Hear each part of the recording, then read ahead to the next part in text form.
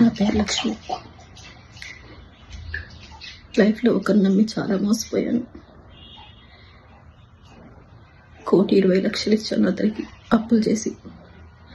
అతను నా పిల్లల్ని చంపుతానని బెదిరించి ఎన్నో చేసి కేవలం 30,00,000కి నా దగ్గర బాండ్లు చెక్కులు రాయించాడు.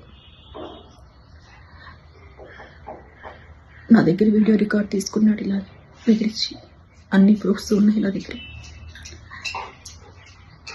ఇంకా నేను బతకలేను. అప్పులు ఎక్కువైపోయాయి. పిల్లలకి సమాధానం చెప్పలేకపోతున్నాను. అతను ఎవరు? కిరణ్ రాయల్, తిరుపతి జనసేన ఇన్ఛార్జ్. నేను చనిపోయాకైనా